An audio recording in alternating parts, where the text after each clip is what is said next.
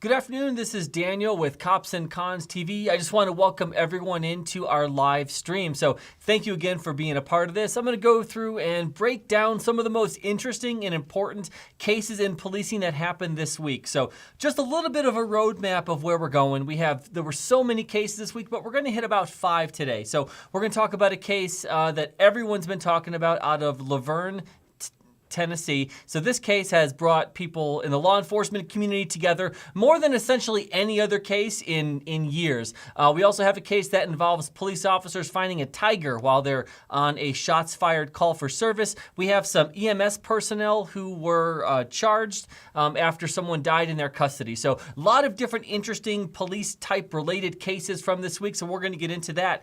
And just like we do every week, while I'm going through some of these cases, if you think that I'm saying something that is correct or isn't correct, or you have something interesting to add to the conversation, definitely go ahead and put it in the chat because I love to address that while I'm going through these cases and kind of do a little bit of a back and forth. And if you haven't already, please go ahead and subscribe to the Cops and Cons TV channel just so you know when we do our live streams. Typically, we do them Friday around lunchtime, 12 o'clock Mountain Time. So if you haven't subscribed, please go ahead and definitely share the channel so more people can get involved with our show.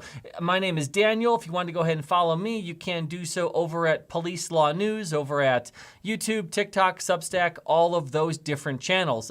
Let's see where everybody's from today. We have someone in from California, it looks like. Hello from Pirates of the Caribbean. Hey, Zach. All right, so it looks like we have someone, Bruce is from Romania. Bruce has been in this show multiple times before, so welcome, Bruce and everyone else. All right, so the first case that we're going to talk about, so this happened in Houston, Texas, and I've been calling this guy, we don't know his name, we just know that he's a 46-year-old guy, but I've been calling him the Robin Hood of Houston. So here's what happened. So this occurred earlier this week in Houston, Texas at a taqueria. I'm probably not saying that right, but essentially it's a Mexican restaurant somewhere in the Houston area, and this was about 11:30 at night. Individuals are just regular restaurant patrons are in the restaurant and they're eating Mexican food at 11:30 at night. For some reason, he must have seen too many episodes of, he must have watched Pulp Fiction too many times because a 46-year-old man named Mr. Washington, he comes into the store armed with a gun. He's dressed all in black, he has a face mask on, and he has gloves on, and he has a firearm, and he's pointing it at people inside the restaurant. And he's demanding not only money from the cash register, but he's robbing the restaurant patrons as well. So a whole bunch of people are just handing them over wallets, over money.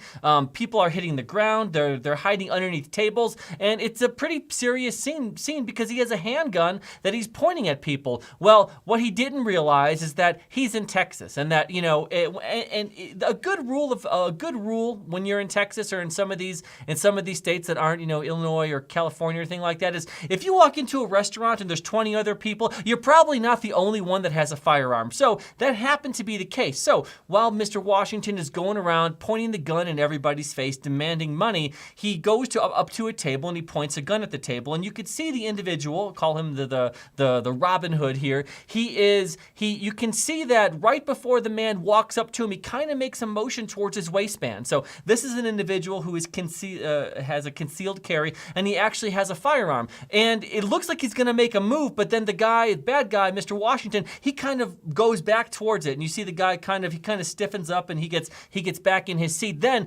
without missing a beat, as soon as Mr. Washington turns his back, this guy unloads on him. He pulls out his firearm and he shoots him. He shoots him a lot of times. He shoots him 9 times, and he kills this individual. Now, and then what happened after he shot and killed the individual? He went up to where Mr. Washington had he went up to the body and he found all the wallets and the money. He kind of took it and he put it on a table, and he was encouraging the other patrons, hey, come and get your stuff. Take your wallets, take your cash. And then him and the guy that he was with, they walk out the door, they get into their red pickup truck, and they are gone like a ghost, like it never happened. So let's break this down a little bit. So yes, this is Texas, but every state has self-defense laws. So Texas, basically the basic self-defense law and principle that you have to think about is a couple things. So it basically says that if you or someone else are in immediate fear of serious danger, you can go ahead and utilize deadly force in order to make sure that you or someone else doesn't die or submit to serious bodily injury. So, but it also says that you are able to use that force so long as there is an active threat. So, I mean, if you look at this situation, yes, even though the individual had his back turned when the shots were fired, there were still other people inside the store. So this is a case where in the exact moment, maybe the individual who fired the shots, he wasn't in danger at that exact moment, but other people were. And just like I've said multiple times, just because someone has a gun pointed away from you, pointing a gun away from you to pointing a gun back at you, someone can do that and fire a shot in less than a second. So this man absolutely was in danger, and so was everybody else inside of the restaurant. So even though this man was shot in the back, it seems to be a very reasonable shooting. Now, here's where there could be a problem, not morally. I don't think anybody has a moral problem with this, but there could be a legal issue, and I'm going to get into that here. So, after the shots were fired, and it said there were 9 of them, after the first several shots were fired, Mr. Washington ended up on the ground. He's laying on the ground. At that point, the man walks over to him, and he sees that the gun is no longer in the possession of Mr. Washington. Mr. Washington, I mean, he's bleeding out. He's probably going to die right then anyways. So there is no more threat. The individual, he shoots him a couple more times while he's on the ground, no longer a threat. So the first, 5-6 shots, absolutely 100% reasonable. But those last 3 shots, again, morally, I don't think anybody has a problem with it. But legally, he's firing shots at someone when there legitimately is no more threat. So he did end up contacting an attorney. This man's attorney contacted the district attorney and the police. So they did an interview with him. This case is going to go to a grand jury. Now, this doesn't mean that he can do anything wrong. So when you go to a grand jury, the prosecutor can recommend charges and what charges those might be. And then a grand jury definitely doesn't have to indict or anything like that. So my prediction is that this is not going to be, he's not going to be indicted by a grand jury. And the reason for that, the reason I'm going to say that is that's my prediction, is because the initial use of force is 100% lawful and reasonable. So, I mean, if the individual wanted to, he could have shot him in the back of the head and literally killed him with the first shot. So, deadly force was 100% reasonable and authorized. So, because of the dynamic situation, the situation that was caused by Mr. Washington. So, one of the things when it comes to self-defense laws, usually there's a caveat in state statute that said that you can't be the one to create a situation. If you create a situation and then you go, oh, I'm in danger, and then you fire a gun, yeah, there's going to be problems with that. So obviously this wasn't a case where the patron, the hero, the Robin Hood of Houston, he didn't create this situation, he reacted to it. So, because he reacted to a situation, he very well may have saved the lives of multiple people in that restaurant, and the initial use of the deadly force of the shooting was 100% lawful and reasonable. The vast majority of the shots were lawful and reasonable. Is the grand jury going to try to indict him because of the last shot or two? It's possible, but my guess is not. This is going to be a Texas jury, and Mr. Washington, he just isn't a sympathetic figure. You walk into a restaurant, you point a gun at people, and you rob them at gunpoint, essentially putting everyone in fear for their lives because you're selfish and because you want quick money. That isn't a real sympathetic character. That's probably going to go a long way. My guess is this individual will not be indicted. Now, come to find out later on that it was not a real gun. It was a BB gun or a pellet gun of some sort, but it absolutely 100% looked like a real gun. So the fact that later on you find out that it wasn't a real gun, I mean, there's no way that the individual who fired the shots would have been, hey, listen, before I blow your head off, can I look at that gun real quick just to make sure it's reasonable or just to make sure it's real? So that isn't a reasonable thing. So this was a lawful shooting, at least the first several shots, and my guess is that a Texas grand jury is not going to indict because of those last couple shots. Now, let's see what everyone else thinks about this. So we do have some comments on this. Could you close that out on the screen? Thank you. So it looks like, okay, so Sonny has a question. Any way of making BB guns in a way that they don't resemble a real gun? Oh, that's an excellent question. So a lot of times, the way that a fake gun or a BB gun or a pellet gun, a lot of times those guns have an orange tip. So there is some type of indicator on the gun where there's an orange tip on the gun, and that would indicate to everyone that, this wasn't a real gun. But the problem with that is if you're going into a store and you're using a gun to rob a store, you want people to think that it's real. So you're just gonna go ahead and take that piece off. So yes, that is something that is on a lot of pellet guns, a lot of BB guns. However, if the intent is to use, like I said, if you walk into a store with a pellet gun, you're trying to rob people, that, you're really not, you're not going to instill the fear as if it were a real gun. So this individual, Mr. Washington, he had the intent to rob people at gunpoint. So even if the pellet gun did have something indicating it was not a real gun on it, he would have taken it off because his intent was to try to scare people, basically to scare the life out of people in order so he could get some easy money. Let's see, Bruce says, sounds like the situation where the one guy took out an active shooter in a mall not that long ago. Yeah, absolutely, 100%. It does sound like that at all. Let's see. Bruce says if a cop did that, he would be in deep shit. So this does happen for police officers sometimes. They get into an officer-involved shooting, and you find out later that it was a pellet gun. However, I haven't seen a case where an officer was charged later on when to find out that it wasn't a real gun or that it was a BB gun or a pellet gun. Yes, people criticize and people complain, but in a situation like that where an individual is actively pointing the gun and threatening someone, I haven't seen a police officer be charged, which is a good thing, though.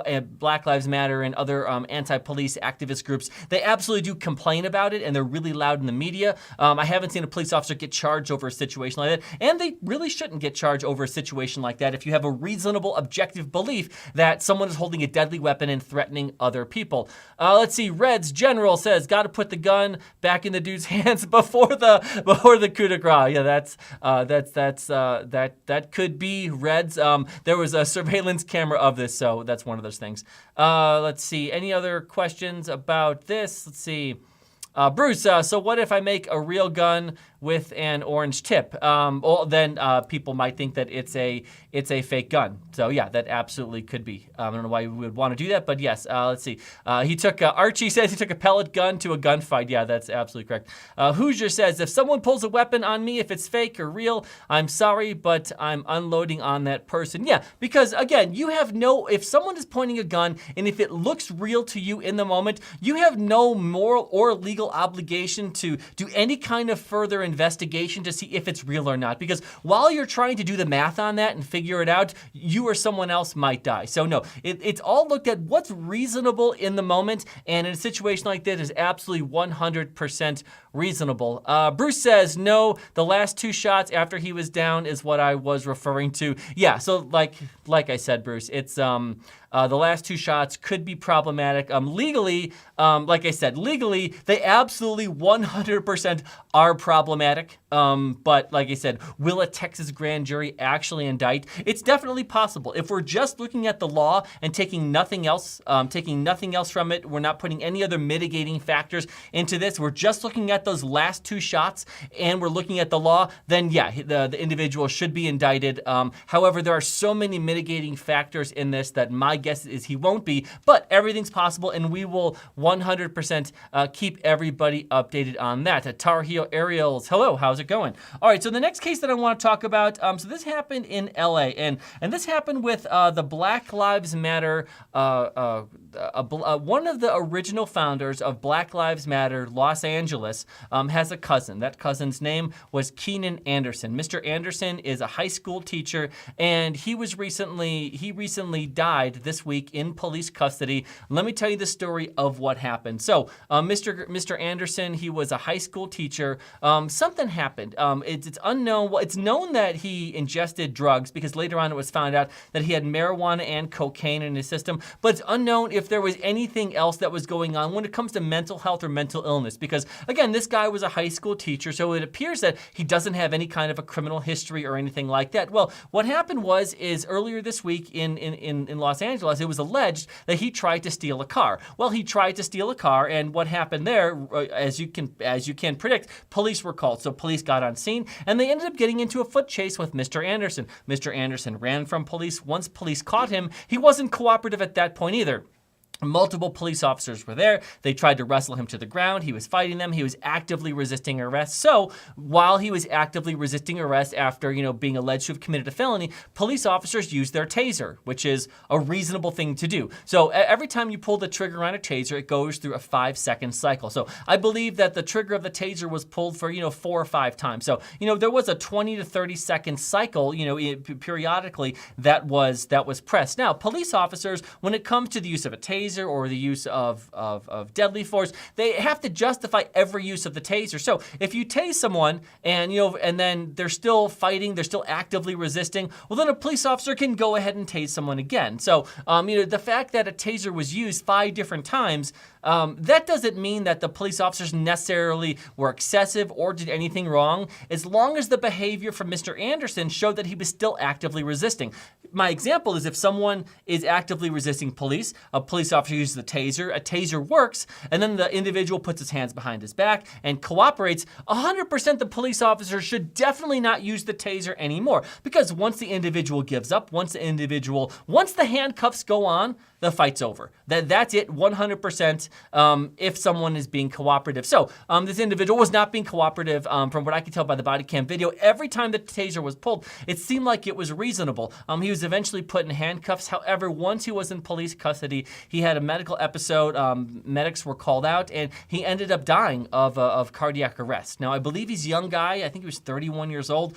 So he died of cardiac arrest. So this is what's called an in-custody death. So when there's an in-custody death from a police department, that launches, as it should, a massive investigation. Typically, that investigation is not only administrative, meaning in internal affairs comes in and does an administrative review, but also what happens is there's a criminal investigation of the police officers to see if they broke any laws while someone died in their custody. And typically, the criminal side of it, this is not completed by the same police department. So typically it's an outside agency. If it's a high profile case, a lot of times it's the state police or the attorney general's office. So when there is an in custody death, as it should, again, it triggers just a massive investigation, both administratively when it comes to police department policy. So did the police follow policy in this case? And then it goes to also there's a criminal investigation as well. This is what we want anytime someone dies in police custody. So this case that is titled an in-custody death, because that's what it was. Well, one of the other founders of Black Lives Matter Los Angeles, her name is Dr. Melina Abdullah. Immediately she gets on, after she sees the body camera footage, she immediately sees She says that that Mr. Anderson was brutalized by the police by the police officers, and the police officers killed him. She wanted the official title of the report to not be called in custody death. She wanted the title of the report to be titled killing, which again doesn't make any sense, because an in-custody death is an unbelievably extremely serious thing for a police department. They should take it seriously, and there is going to be a massive investigation on this. So they did do an autopsy. They found that Mr. Anderson did have marijuana and cocaine in his system at the time he died. So it's unknown if his behavior, which seemed to be out of character, again, this guy's a high school teacher, his behavior seemed to be out of character. So it definitely had some drugs in his system. Unknown if they were laced with anything else. And again, unknown if there was any other psychological thing going on. Because again, typically when someone is a reasonable person, has a normal job, doesn't commit crimes, and one day they decide, I'm going to try to steal a car, run from and fight with police, and then later on they die of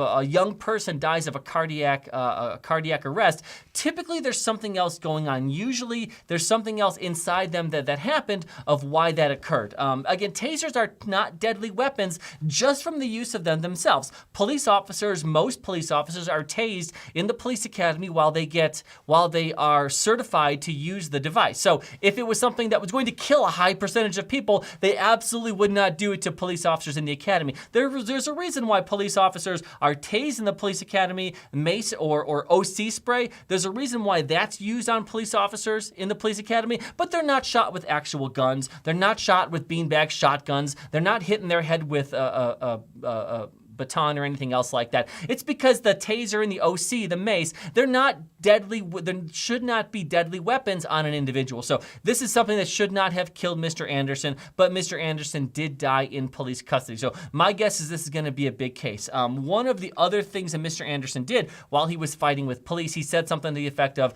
"Don't George Floyd me," or "They're trying to George Floyd me." So he invoked the name of George Floyd. But the thing is, had he not tried to steal a car, had he just cooperated with police, not ran, not fought, there would have been zero force used against him. So, it seems like he was not in his right state of mind. Witnesses also said that Mr. Anderson was in a strange mental state before this happened. So, he might have not been in his right mind when this occurred. So, I don't want to criticize him too much, because if you took something that maybe you didn't realize something was in there and you behave in a way that you typically wouldn't, that's not necessarily your fault if there's some chemical inside you. But again, all he had to do was to not fight with police officers. There wouldn't have been any force that was used, and hopefully he would still be alive. So let's see what other people have to say about this case. Let's see.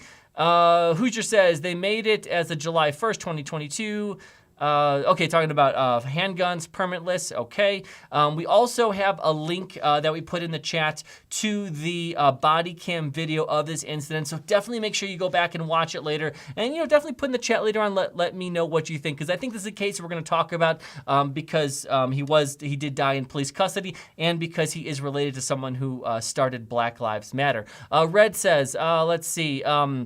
Red's General says, with the table method, the taser is secondary to other tools, as the full name implies. Taser, assisted, baton, lead enforcement. Yes, absolutely. Let's see. Nia says, I've just tuned in. What do you think about the recent Idaho murder? Don't you think it's skeptical? We can get into that in a little while. Thank you so much for the question. Cajun Randy says, well, he didn't kill himself.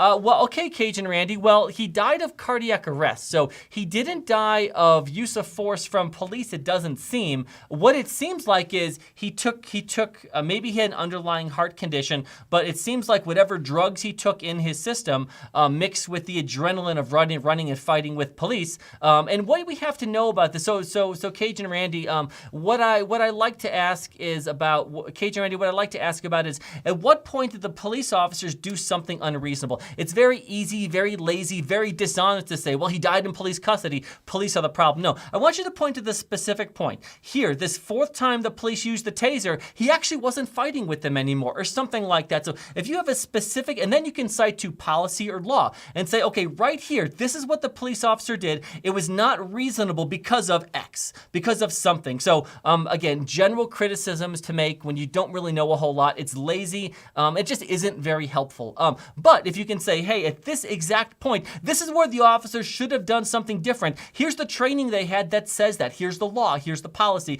Well, that's reasonable. We can absolutely have that discussion. I watched the body cam footage. I can't see of any place that the police officers were using force where Mr. Anderson wasn't actively resisting. No, I don't want anyone to die in police custody, but we have to look about not just what the end results are, but as they're going through, did police do something unreasonable or unlawful? Because the thing is, if the police officers did do something that was unreasonable or unlawful, I want to call it out, and I want to show other police officers, hey, this is what happened. This officer was fired, he was terminated, he was suspended, he was charged. Don't do this. So this is what you do in the situation instead. Here's the new law, here's the new policy, and here's the new training to make sure it doesn't happen again. Because the end goal of all of this is, how can police officers affect their job of keeping the public safe while not injuring or killing people, or making it so officer-involved shootings are the lowest level as humanly possible. That's the goal. So how we come about doing a holistic approach to get there, we have to do. I think that's it. Let's see. Let's see, Deanna Fisher, Cops and Cons, 100% new sub here. Awesome, thank you so much. JB, let's see, JB makes excuses for police brutality. JB, again, I'm gonna throw it back to you. If there is something of police brutality, go ahead and say exactly what was brutal about it, and I'm probably going to agree with you. As if you ever watched this channel before, anytime that there was an unlawful police shooting, I go ahead and I say, this is an unlawful police shooting. This shooting is against police department policy. Here's why. So again, I watched the video, the body cam video. I didn't see anything that looked unreasonable from the police department. If you do, put it in there. Again, general criticisms are pretty lazy and dishonest. Let's see. Rod Bender says, sounds like a case of excited delirium. Rod Bender, 100%. That exactly seems what this is like. That's what I think. Let's see. Do you think Brian is a serial killer? All right. Let's see. Thanks for the follow. All right. Okay. So that was that case. Like I said, because of who Mr. Anderson was, I 100% expect this to be a case that we talk about going forward, and we'll definitely see what happens. Again, if something comes out that the police officers did something inappropriate, put it in the chat. Let me know. If there's something I missed, let me know. But definitely watch the body cam footage, because we're not trying to hide anything here. We put a link to the body cam footage, so you're not just taking my word for it, but you can actually watch for yourself, because it's important for everyone to be informed. Maybe don't execute people. Yeah, police shouldn't execute people, and they typically don't. And if they do, they're charged with crimes, which is appropriate. All right. So the next case that I want to get to, and you know what I have to say about this is there aren't that many cases that bring the entire law enforcement police community together. Sometimes it does, there's an officer involved shooting. Sometimes there's a tragic death of a police officer. Sometimes there's a real heroic event where just police officers just from all over the country is kind of band together. Well, this story did that like no other has in recent memory. And it happened in Laverne, Tennessee. And what I want to say about this is this story seems absolutely unbelievable to everyone who isn't a police officer. Because every police officer, whether they want to admit it or not, knows that this case, what happened here, literally happens in every single police department. And anyone who has any law enforcement time, I'm guessing firefighters too, maybe even the military, you can picture in your head a group of people who did this exact same thing. It just happened before social media. So this is a small police department in Laverne, Tennessee, has about 55 officers. Now they're actually hiring for all positions available, but they have about 55 police officers, and there was a sex scandal. So essentially there was one female police officer, she's a married young police officer, and apparently she had sexual relations with multiple different people in the police department, and no one was quiet about it. Now, what people do in their, I think it's a good rule that what people do in their personal lives, whether you're a police officer, whether you are a welder, you work in the private sector, whatever you do in your personal life, we really shouldn't care about. Like, that just really isn't anybody's business. But the problem is that the allegations is that some of the sexual activity with multiple people happened on duty and in a city-owned areas or city-owned buildings. So that's where the problem is. 5 police officers were fired. We're going to put some pictures on the screen. 5 police officers in reference to this case were fired and in reference to this case. Now, the reason why I said that this brought the law enforcement community together is because cops have a dark sense of humor, really dark sense of humor, and cops love to make memes. So the memes on this case, on police officers, social media pages, and other groups run by police officers, the memes have been absolutely unbelievable. I don't know if we're going to be able to throw any up, but they are absolutely unbelievable how silly people are being about this. And again, it's just one of those things where things are funny in life. We make jokes about things that hit home, things that are close to home, things that we can relate to. Officer knows of a group of people who engaged in some type of activity like this nature at play. Believe me, it didn't only just happen in Laverne, Tennessee. All right, Bruce Blankenship says all positions available. Yeah, that's been on a lot of memes. It's absolutely funny. Let's see. Any other questions or comments about this case? But yeah, look up some of the memes that people have made on this case. If it's a funny meme, it was probably made by a cop, and it is absolutely a ridiculous thing. And again, one last thing I want to say about this case is not only can everyone kind of relate in the fact that they know a group of people who've engaged in this exact same thing, but I guarantee you that there are literally dozens of groups of police officers around the country who are watching this case, who are saying to themselves, holy shit, I hope what we're doing doesn't get out. So you know that thought is running around there. That's why everybody's talking about it, and that's why it is such a absolutely ridiculous story. All right, so that was kind of a silly story. The next case that I want to talk about, so this happened it's a serious case, and it's absolutely a tragedy of what happens. This happened in Springfield, Illinois. So maybe I'm originally from Illinois, so I know this, that Springfield is the capital of Illinois. It's one of the top 5 big cities in Illinois. It's, a couple of 2.5 hours or so from Chicago. But this happened in Springfield, Illinois. So police officers were dispatched. This happened on December 18th. Police officers were dispatched to a call for service. When they got to the call for service was in reference to a 35-year-old man whose name is Earl Moore. Now, Mr. Moore, the reason for the police call for service is because his family said that he was having hallucinations and that he wasn't acting himself and that he was acting crazy. He's a guy with hallucinations. So they called police officers. Now, once police officers got there, they did the absolute right thing. What they did is they realized that this wasn't a crime, this wasn't a criminal call, and that Mr. Moore was a person who needed help. So they did what any reasonable police officer is supposed to do. Not just through common sense, but through police department policy that they followed. They called EMS. So they got emergency medical services on scene, and basically the custody of someone like this who's having a medical issue, who isn't in police custody, they haven't committed a crime. Once the EMS gets on scene, police officers essentially really just serve as security, as scene security, to make sure that everyone's safe. 100% what happens to the patient when it comes to anything medical, that is 100% to EMS on scene. And that's a good thing, because you have to think about it this way. Can you imagine police officers have very little medical training? Now, of course, there are some who go through EMT classes. There are some who have yearly training where they do all kinds of extra medical training. But I'm telling you, that isn't the norm for police departments. Most police officers know how to do CPR, and they know how to put on chest seals, but they have a very basic understanding and training when it comes to medical issues and how to be a medical first responder. So, I mean, the police officers just don't know a whole lot.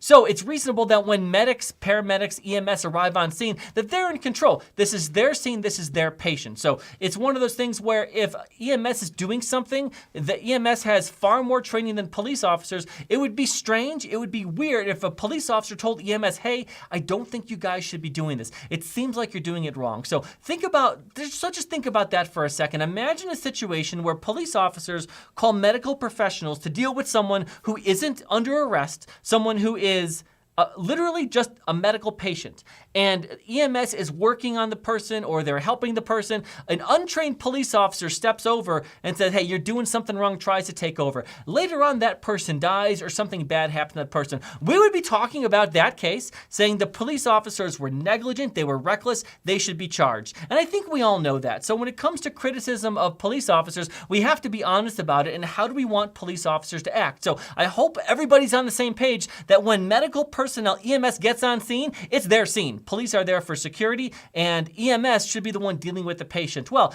that's what happened. So EMS got on scene, and Mr. Moore, he's kind of a bigger guy, and he wasn't being cooperative. Not like fighting with anyone, but I mean, he was in medical need. He was in medical distress. He was having hallucinations. Again, obviously, he wasn't in his right mind. So the paramedics were having difficulty getting him onto the gurney. Well, for whatever reason, they decided to put him on the gurney face down. They put him on the gurney face down, so on his belly, he's laying on his belly. Then the straps that normally when you're on a gurney and you're sitting face up, usually the straps go across your chest. Well, those chest straps, what they did is they put those and cinched those down on his back. So now you have an individual who's laying on their stomach, and they have straps, so pressure on their back in order to hold them in. And that's how they transport him to the hospital. Well, I think everyone knows where this is going. Mr. Moore ends up dying from positional asphyxia. I mean, it seems like a thing that everybody should know. How medical, and this is something that typically all police officers know,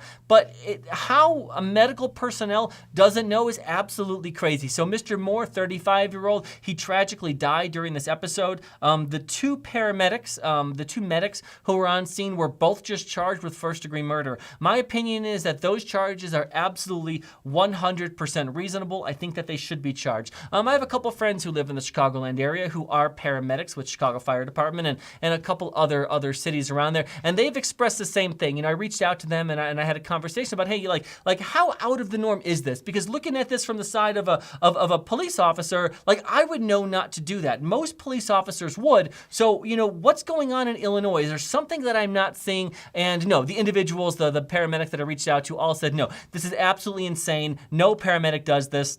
And just like me, when I look at officer-involved shootings that are illegal, I said, yeah, the officer should be charged. My friends who are paramedics said that no, these paramedics were absolutely negligent, reckless. They 100% should be charged. So now the question comes in, because a lot of these cases have underlying questions that I like to ask. So the underlying question is, what duty do police officers have to intervene? So just to be fully transparent, and we're going to post the body cam footage in a link, because I'm not trying to hide anything. So definitely go ahead and watch it later. We're going to post the body cam footage from police officers on this case. But if you look at it, it's like the police officers saw that this was happening. What duty do the police officers have to intervene? And again, I'm going to say not a whole lot. And the reason I'm saying that is because if you want police officers to criticize medics and, you know, people with badges and guns and legal authority, if you want them interfering with what paramedics do, okay, fine. But I want you to be consistent on that. And what, you know, that you're saying that as a policy, you want police officers to really be in control of what medics do. I don't think anyone would agree with that. So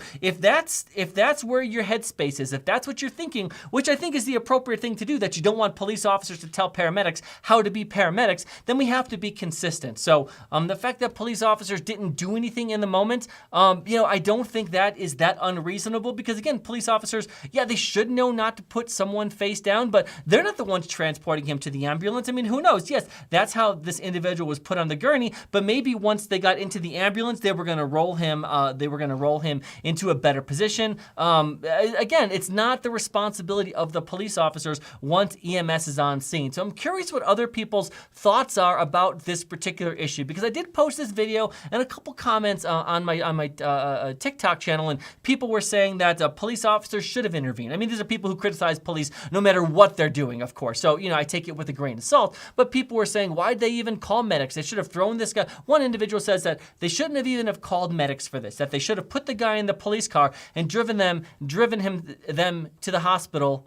Driven him to the hospital themselves. And again, in 2020 hindsight, fine, absolutely, you shouldn't have had these paramedics anywhere near this guy. But how would police officers know that? And again, just to play devil's advocate, what if the department policy, and this is what it says, that when someone's having a medical emergency, you call EMS. So what if police officers said, hey, this guy who's having hallucinations, his family's concerned about him, instead of following the policy and calling medics, we're just gonna put him in the backseat of our police car and we're gonna drive him to the hospital ourselves. That's against policy. If something would have happened to Mr. Moore under those circumstances, again, guarantee everyone would be piling on the police officers. They would be saying, here's the policy, you didn't follow it, it's because you didn't care about Mr. Moore. So again, you can't have it both ways. So when it comes to policies for police officers, you kind of have to make them broad so police officers can, yes, use common sense, but follow those policies under almost any situation that could arise. And when someone's having a medical emergency, calling EMS and then allowing EMS to do what they do because they are the professionals, that seems reasonable. Let me know in the chat if you think that I'm wrong. Let's see. Any questions about this? Let's see. Okay, no.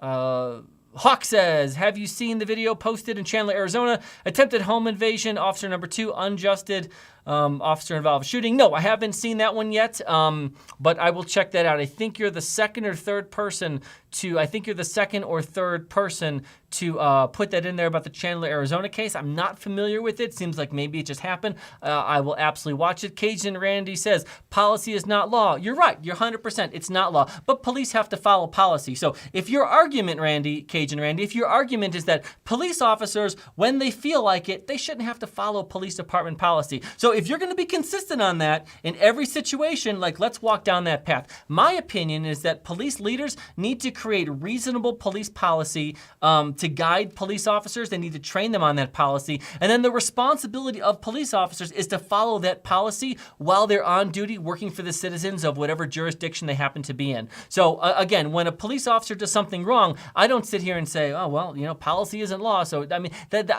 because I wouldn't be able to be consistent with that. So, Randy, I'm just asking for intellectual consistency, that if you're saying policy isn't law and you don't want police officers, if you're saying that you don't want police officers to follow policy, well, again, think about it next time a police officer breaks a policy, that your thinking is, well, it's not law, so they don't have to follow it. Let's see. It came out today. They told him many times to drop his gun. I think it was suicide by cop Danzilla. Thank you. Yeah, like I said, I'm usually pretty up to date on these things, and I haven't seen it yet, so it must have just happened. 100%, I promise you guys, I will get to it next week, and I'll be totally informed about it, and we'll have the body cam video and stuff like that. But no, I absolutely haven't seen that one yet. So yeah, so this Illinois case is really, really interesting. It's tragic that Mr. Moore died, and I think it is correct that the EMS personnel are being held criminally liable. I think that's the correct thing to do. Okay, so the last case that I want to talk about, this happened in Albuquerque, and it was a really strange case. So I think we're going to post a picture of it or link a really awesome article about this case. But when a lot of times I talk about Albuquerque, New Mexico, and I say the best way I could describe Albuquerque, New Mexico, it's like watching Breaking Bad. Like, if you've seen Breaking Bad, that's Albuquerque. They really don't exaggerate like how crazy this place is. I think it's the 26th or 25th biggest city, but it's typically in the top 5 when it comes to violent crime, and it's absolutely just a wild place. So just like Breaking Bad, here's an example of this. So police officers were called to a shots fired call in a not a great part of the city. Once they get there, they find an individual has been shot. He's not dead, but he's been shot. While they're there, they hear more shooting going on. So a lot of police come into the scene. There's more gunfire around, and they find a trail of blood. Police officers essentially follow a trail of blood into a trailer to see if there's a victim, and they find a tiger. They find a baby tiger in a dog cage inside this trailer while they are on a shots fired call. The footage from this is unbelievable. The tiger was unharmed,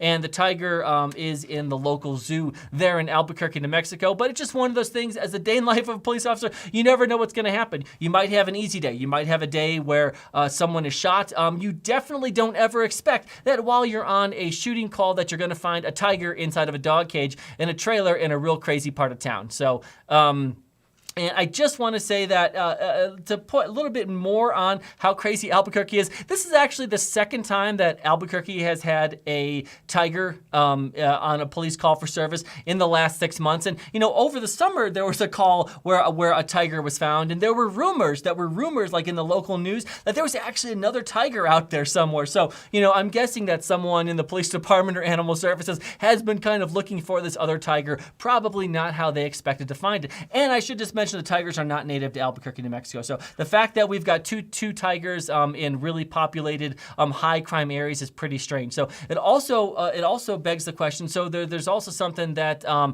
don't know if we can link to it or not, but it's called Borderland Beat. It's actually a great, a really awesome publication that talks about cartels. And reading some of Borderland Beat, they basically said that a lot of times these cartel members, they use tigers as like human killing machines or to intimidate people. So again, the fact that 2 of them have been found in Albuquerque, we have awesome video that we posted of the one is just an absolute crazy thing. So definitely wanted to put that in there.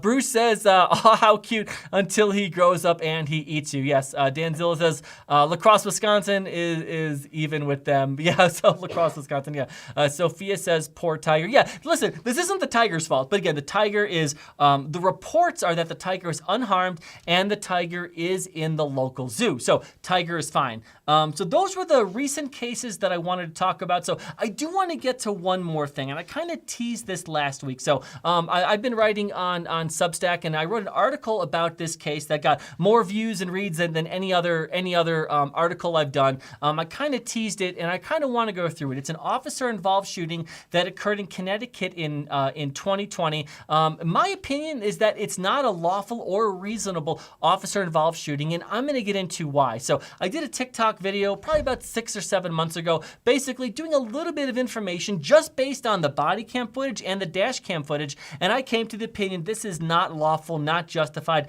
not a reasonable officer-involved shooting. A couple people read that, and so since I did that, the public statement from the police officer, he's Connecticut State Trooper Brian North. He did a statement that has since been public, and a couple individuals asked me if I would, consider reading through his statement and then doing kind of like a reanalysis or a re-breakdown of this case. So I did feel that this was important enough to do so. I put a lot of effort into it, reading the statement, watching all the body cam and dash cam. So I'm gonna let you know what some of my thoughts are. People who are familiar with this case, definitely put your comments in the chat and let me know if you agree or disagree. So what happened was this happened in January of 2020 in Norwalk, Connecticut. There's an individual whose name is Mubarak Soleimani. I may not be pronouncing his last name right. It's spelled Soulemane. I'm going to call him Soleimani. So Mr. Soleimani was a 19-year-old college student who suffered from schizophrenia and was off his meds.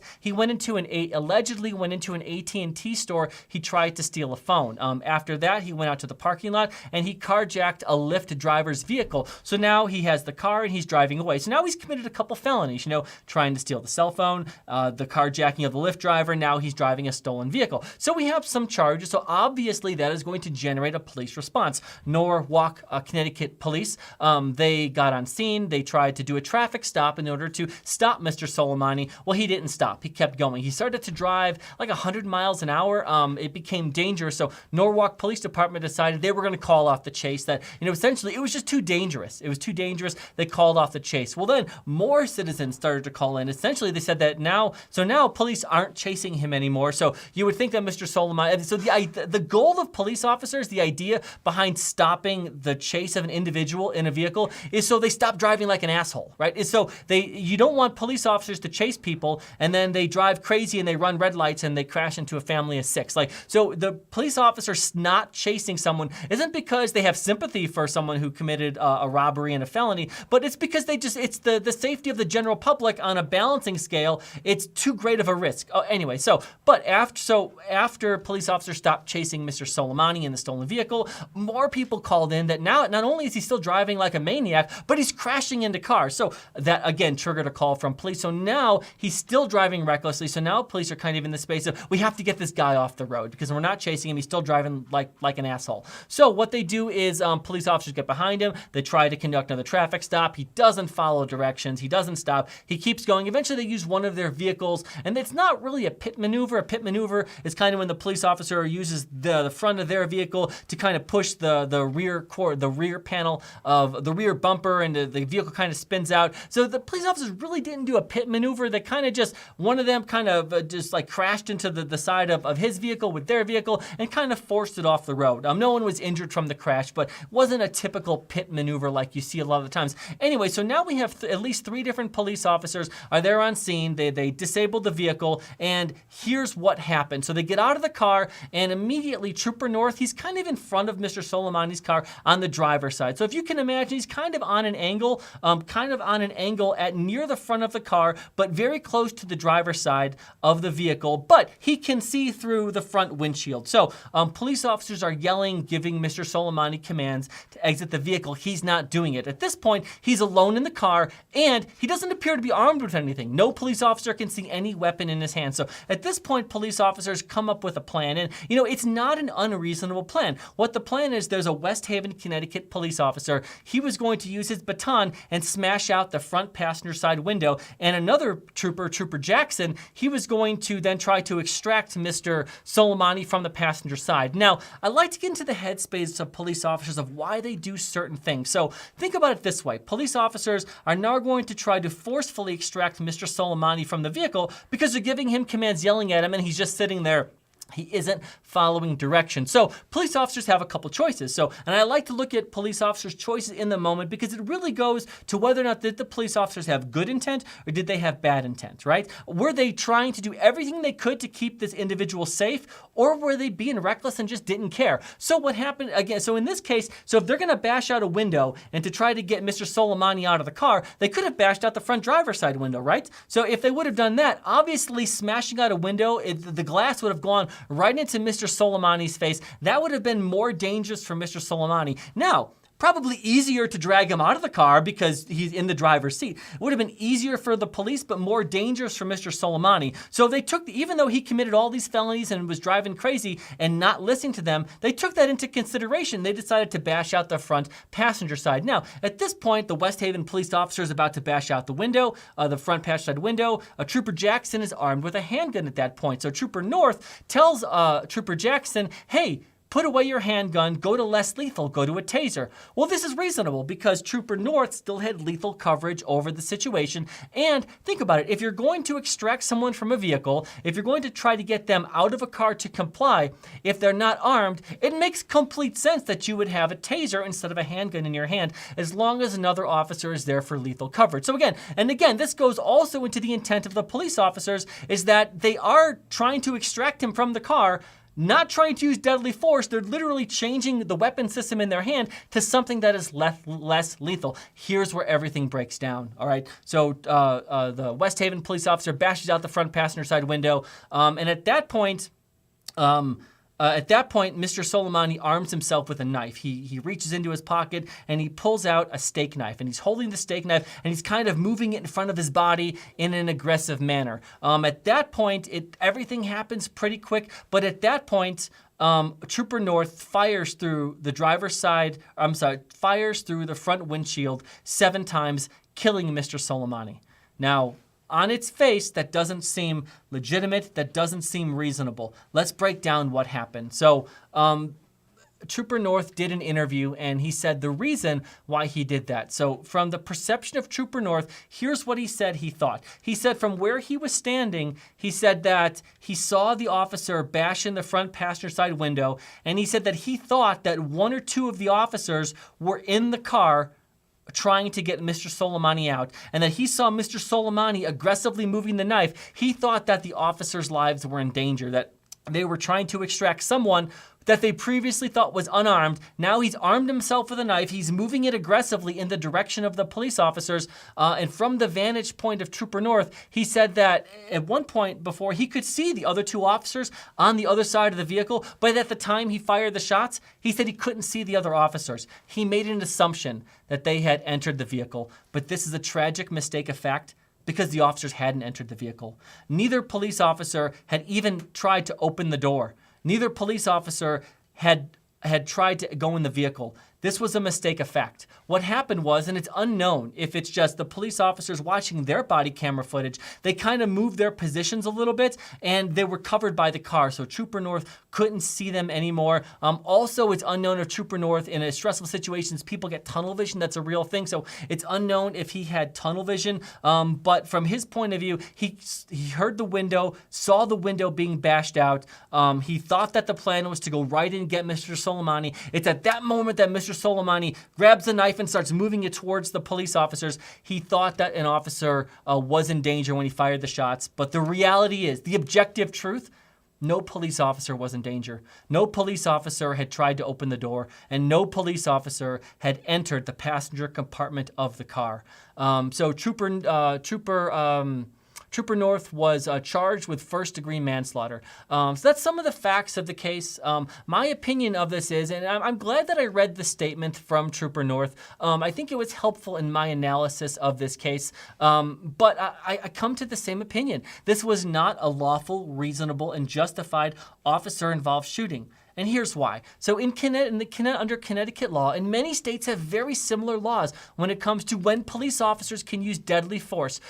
Essentially, what the law in Connecticut says is that a police officer can use deadly force if there are a couple things present. 1, the police officer has a belief that someone's life is in danger. And 2, that belief has to be objectively reasonable. So let's go to the first element of this. So a police officer has to have a belief that someone's life is in danger. Now, in Trooper North's head, did he have an honest belief that someone's life was in danger? Yeah, he did. There's no indication that he's lying. There's no indication that he was being deceitful in any way. So yes, in his head, he absolutely did meet that element. He had a belief that someone's life, another police officer's life, was in danger.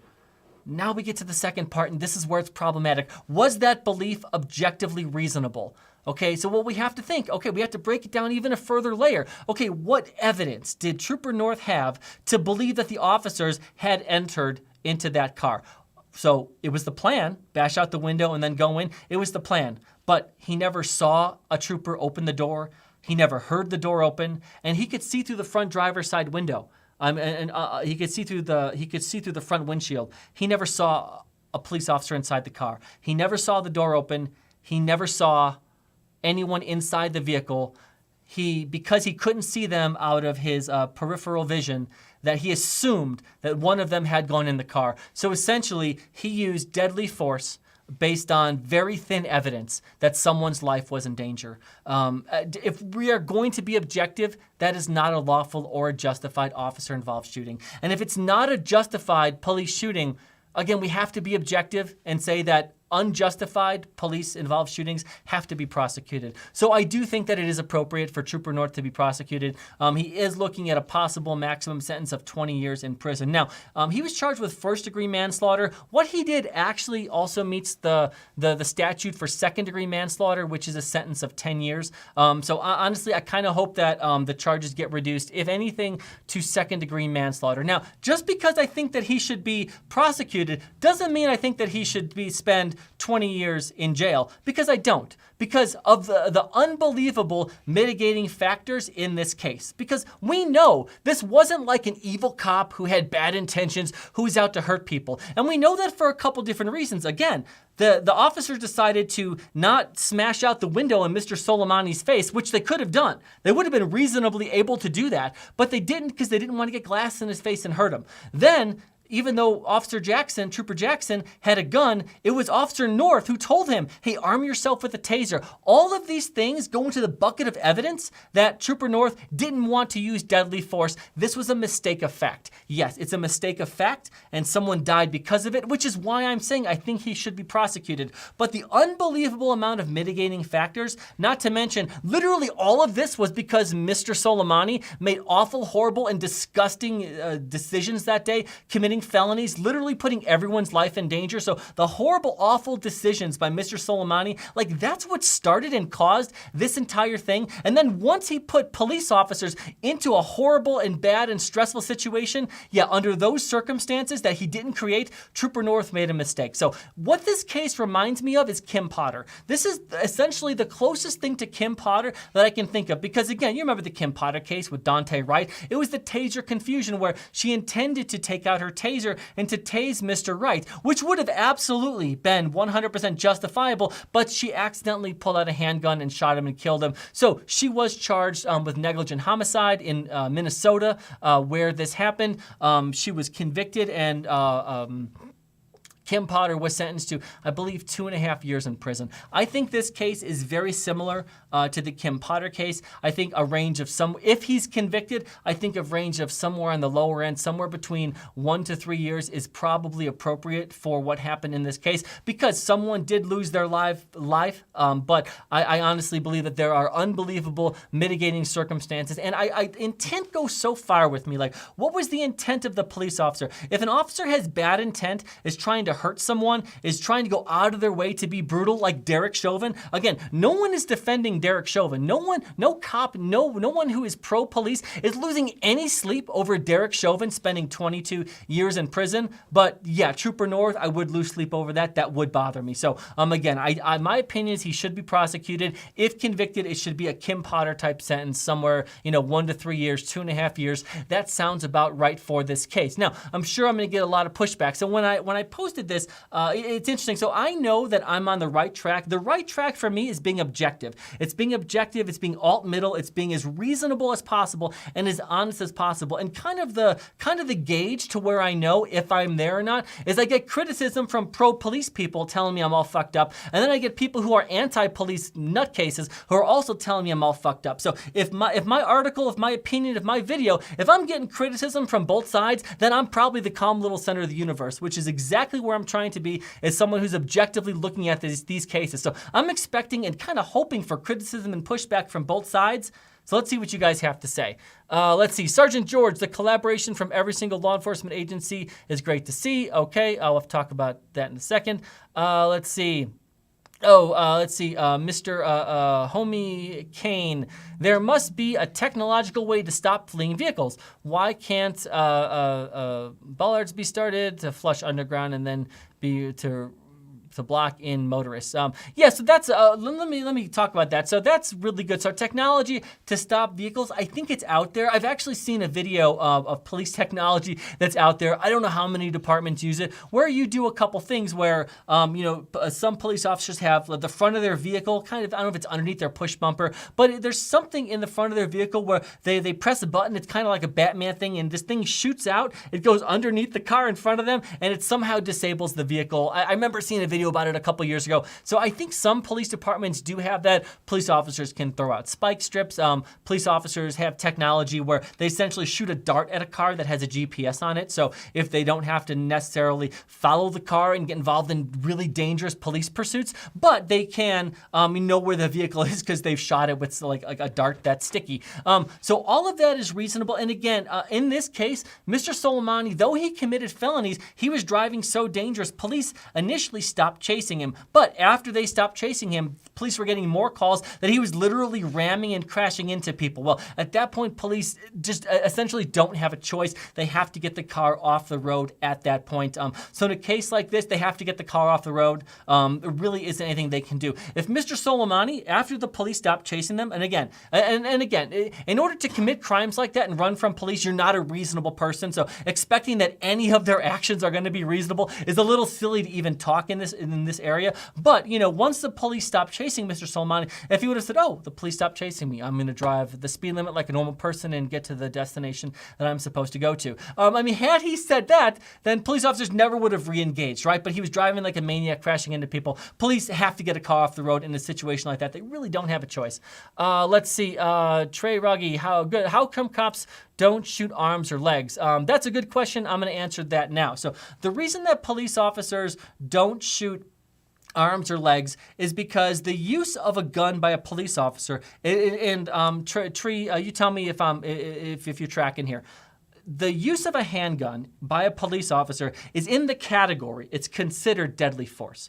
I think that's a good thing. What that means is that police officers can't use this tool, the handgun, they can't use it for anything less. So if there's a situation that doesn't call for deadly force, we don't want police officers to be shooting at, people's pinky toes, right? We want police officers to utilize tasers, to utilize beanbag shotguns, to utilize 40 millimeters, chemical munitions. So if it's deadly force, that's the only time that a police officer can use a handgun. Okay, so now we're in a space, I hope we agree on that, because we don't want police officers using guns more when it's not a deadly force situation. Police officers are trained not to kill people, not to shoot to kill. Police officers are taught to shoot to stop the threat. So to stop the threat, that's what police officers are trained to do. Police officers are trained to shoot center mass. So think about it this way. No matter what the target is, let's say it has someone held hostage, and this is a silly situation. I don't think it's ever happened. But let's say for some reason, the only thing that's exposed of the individual who has the hostage, or someone who's going to throw a bomb or something, again, it's a silly situation, that the only thing exposed is from their knee down. Okay, well, if that's all the police officers are able to see, they're going to try to shoot for the very center of that. And the reason for that is because there's less of a chance that you're going to miss. And when police officers miss, imagine what could be hit in the backdrop. So think about it this way. So police officers, again, they're not paid to be the best bare knuckle boxers, and they're also not paid to be the best marks persons. They're all not snipers, right? It'd be nice if there were, but I mean, we don't have enough police officers as there is. You can't put people through hundreds of hours of shooting training every single year. The police officers, when they're involved in officer-involved shootings, they actually miss a lot, because you have to think about it this way. An officer-involved shooting, most police officers do a 20, 25-year career, never get into a shooting. So it's an extremely rare. So the first time that you're in a shooting, it's literally the most stressful few moments of your entire life. So the idea that it's an unreasonable expectation. You're going to put a police officer in literally the most stressful 10 seconds of their entire life, and you're going to expect them to hit a target that is small, like an arm or a leg, that's also moving under incredible stress, and then expect them, what's going to happen is they're going to miss a lot more. It's not reasonable. And there's also a femoral artery in the leg that if you hit, you're going to die immediately anyway. So the argument that shooting someone in the leg is somehow going to save a life, absolutely not correct. And the last thing I'm going to say about this is, if the goal is, if deadly force isn't authorized, meaning like this person's not, there's no deadly threat from this person, then police officers shouldn't be shooting at any part of their body. They should be using a weapon system. So that's why in these officer-involved shooting cases, especially like with the Patrick Loyola case, where the shot placement was, that's not a relevant question. The question we have to ask is, was deadly force objectively reasonable? If we say yes, then whether the police officer shot the individual in the pinky toe or in the head, we're admitting that deadly force is authorized. That's the answer to that question. Let's see. Steve Jets 3 days off with pay. Yeah. So Steve Jets. So yeah. So that's a criticism of essentially when a police officer is involved in a shooting, they get 3 days off with pay. Sometimes they get more time off with pay. So I guess my question is, would you prefer the day after an officer-involved shooting, they have to do administrative interviews, they have to see behavioral health counselors, they have to make sure that they're up to date they have to make sure that while the administrative review is going on, that they're fit to duty to go back to duty. So if you're saying, Steve, that you want police officers a day after the shooting to not worry about giving investigators an interview, to not talking to behavioral services, you want that, you're so pro-police, Steve, that you want these officers to just go right back onto the street like nothing happened. If that's your position, okay, fine, I'm going to disagree with you. So I think it's reasonable to give police officers a couple days off to decompress, because it's my opinion, we do not want police officers to go back out on the streets after a stressful situation like that until they are mentally ready. Because I think that more bad things will happen. There will be more officer-involved shootings if we do what Steve wants. That's my opinion. Maybe I'm wrong. Put in the comments if you think I'm wrong. Let's see. Danzilla, do you watch the police activity channel? We put a bunch of police videos on our channel. That's mostly what we watch. Let's see. Gone Wall, the biggest artery in the body is in the leg. If you shoot someone there, they might just die. Yeah. Gone Wall, that's exactly 100% correct. And again, if we think, okay, there's a situation that's happening, the police officers have a goal. If that goal is, and it's reasonable and justified because someone's posing a deadly threat, then yes, deadly force is authorized. If deadly force is not authorized, then use a different weapon system. I think we can all agree on that. So that's why some of the criticisms of shoot him in the leg, and it's not, a lot of times I don't think it's coming from a bad place. I think it's more of the times like it was here, people are asking questions why police don't do something. So as people who have police experience and police knowledge, like, we shouldn't get mad at those people. We should literally be answering those questions in the reasonable space, because people who don't know, we want to answer questions. You say, hey, why are police officers doing that? We should be able to tell why. We should say, this is why police officers are doing that. And then we can have a discussion. Is that good or is it bad? And that's how this should go. So just because someone has a question doesn't mean it's bad. It's actually a good thing. Let's see. Okay, so Cajun Randy isn't a serious person anymore, so that's cool. Sergeant George says it's tough to prove a justified shooting sometimes. Yeah, it often is. And Sergeant George, yeah, like I said, I got a lot of pushback on this, and what I try to do is be objective. And really, what it comes down to with this Trooper North case is that when you layer it down, at its basic level, Trooper North had a belief that the officers were in danger, and he based that belief, in my opinion, on thin evidence. He didn't have great evidence that the officers were in danger, and he decided to use his firearm in that moment. So that's why I think it's not a justified officer involved shooting. Though, tons of mitigating factors. Again, I think this is Kim Potterish is what I think about this particular case. All right, so those are the cases that I want to go over today. We're just about to wrap up the show. So I just want to remind everyone, if you haven't already, make sure you subscribe to the channel. We do this live show on Fridays, and my favorite part of this show is interacting with our viewers. So, even after the show is over, I always check the comments. Put in there if there's a case like the Chandler case in Arizona that I didn't get to, or you thought that I missed, or you're interested to see what we think about it, definitely put it in the chat. It's something that we look at because we want to put content out there that you think is interesting, and going back and forth and having discussions and debates about police issues, which is the most interesting topic in the entire world. That is our favorite thing to do. So make sure you watch. We put up a video a couple days ago that is doing great. Make sure you check out all of our videos and like and subscribe and share the channel. And I hope everyone has a great weekend. Thank you.